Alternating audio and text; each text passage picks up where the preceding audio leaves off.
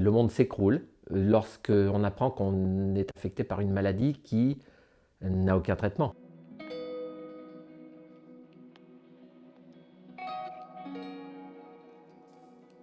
En 2014, lorsque j'ai appris la mauvaise nouvelle, j'étais en exercice, hein, j'étais pilote de ligne, commandant de bord à Air France sur Boeing 777 et j'exerçais mon métier comme tous mes collègues, sans savoir que quelque part à l'intérieur de moi, il y avait quelque chose de dramatique qui se préparait. Je ne me suis jamais exposé volontairement au soleil.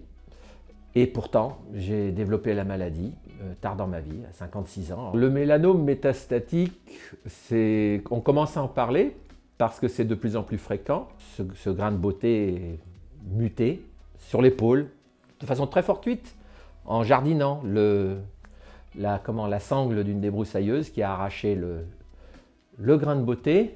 Ça s'est mis à saigner. Mon épouse a vu que j'avais du sang dans le dos. Elle m'a dit « il faut que tu consultes ». La biopsie a montré que c'était muté, donc c'est arrivé très rapidement.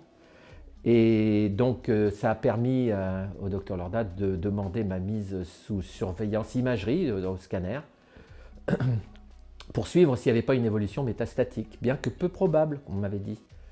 Au bout de 14 mois, ce qui était improbable est devenu réalité. Les métastases sont apparues dans les poumons et à partir de là, le compte à rebours était lancé. Le vieil instructeur, quand je suis rentré à Air France, m'avait dit tu sais, tant que l'avion il vole encore, t'es pas mort.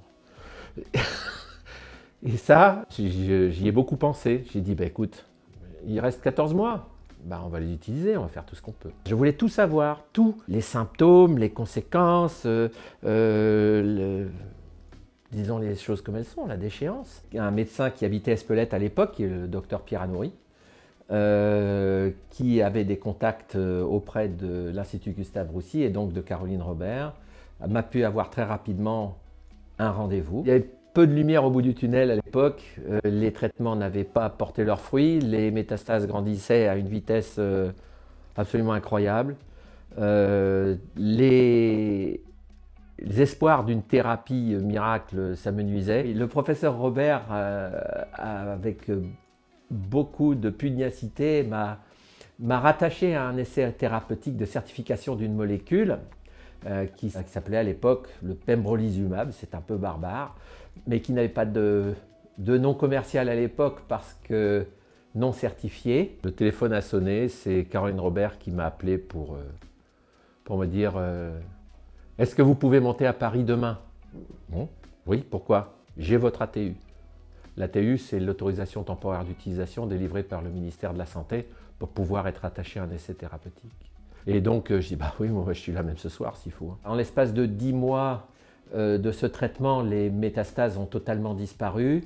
L'Institut, au travers du professeur Robert, a constaté qu'il y avait une rémission pérenne et complète. Et le protocole de fin de traitement a eu lieu en juillet, août 2015. Et depuis, je n'ai plus de traitement, ni aucune séquelle visible, à part un léger vitiligo qui est en soi plutôt bénin. Lorsque le médecin qui gère la thérapie vous dit pour moi, vous êtes guéri, ça ne reviendra pas, on va vous surveiller, mais pour moi, il n'y a plus rien. On est au premier de l'an de l'an zéro. On recommence une vie. Mon but, c'était de vivre, c'était pas de survivre, c'était de retravailler.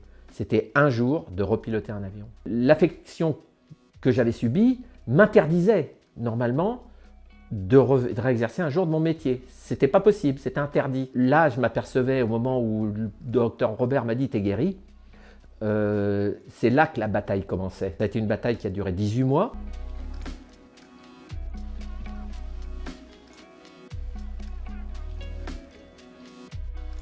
Ils ont su, c'était courageux de leur part, c'était visionnaire de leur part, d'écrire cette histoire qui, je l'espère, profitera à quelqu'un d'autre. Parce que je suis le premier, je ne suis certainement pas le dernier.